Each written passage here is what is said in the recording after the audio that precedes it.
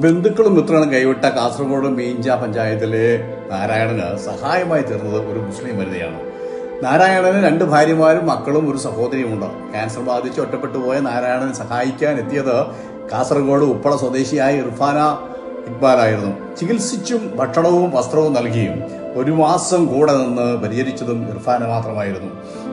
കഴിഞ്ഞ വ്യാഴാഴ്ച, അതായത് 2026 ജൂൺ മാസം 25-ന് അദ്ദേഹം മരിച്ചു. വിവരം വീട്ടുകാരെയും ബന്ധുക്കളെയും അറിയിച്ചുവെങ്കിലും ആരും വന്നില്ല. ബന്ധുമിത്രാദികൾ കൈവിട്ടപ്പോൾ ആ പിതാവിന്റെ മൃതദേഹം സ്വന്തം മകളുടെ സ്ഥാനത്ത് നിന്ന് മാന്യമായി ഹൈന്ദവ ആചാരപ്രകാരം ചെതയ്ക്ക് തീ വാർന്ന് സംസ്കരിച്ചു. ദൈവം ആഗ്രഹിക്കുന്നത് മതവൈരമല്ല, മനുഷ്യ സ്നേഹമാണ്. യേശുക്രിസ്തു ഒരിക്കൽ ഇങ്ങനെ പറഞ്ഞു, തന്റെ അടുക്കൽ വന്നതായ ന്യായശാസ്ത്രത്തോടെ നിന്നെപ്പോലെ നിന്റെ അയൽക്കാരനെ നീ സ്നേഹിക്കുക. മർക്കോസ് 12:31. പിന്നീട് ഒരു ഉപമയും പറഞ്ഞു. ഒരു മനുഷ്യൻ യെരുശലേമിൽ നിന്ന് എരിഹോവിലേക്ക് പോവുകയായിരുന്നു. അവൻ കവർച്ചക്കാരുടെ കയ്യിൽ അകപ്പെട്ടു. അവർ അവന്റെ വസ്ത്രങ്ങൾ ഉരിഞ്ഞെടുത്തു. അവനെ പ്രഹരിച്ചു, അർദ്ധപ്രാണനായ വഴിവക്കിൽ ഉപേക്ഷിച്ചു.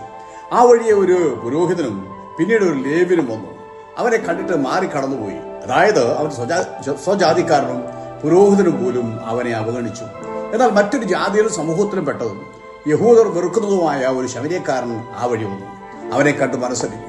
അടുത്ത് ചെന്ന് എണ്ണയും വീഞ്ഞും ഒഴിച്ച് മുറിവുകൾ കെട്ടി തന്റെ കഴുതപ്പുറത്ത് കയറ്റി ഒരു സത്രത്തിൽ കൊണ്ടുപോയി പരിചരിച്ചു. ലൂക്കോസ് സൂചന 10:30-34 വാക്യം. യേശു ന്യായശാസ്ത്രിയോടായി പറഞ്ഞു, നീയും പോയി അതുപോലെ ചെയ്യുക. യഥാർത്ഥ സ്നേഹം മതം നോക്കില്ല, ജാതി നോക്കില്ല, വർണ്ണവും വർഗവും നോക്കില്ല, സാമ്പത്തികം നോക്കില്ല.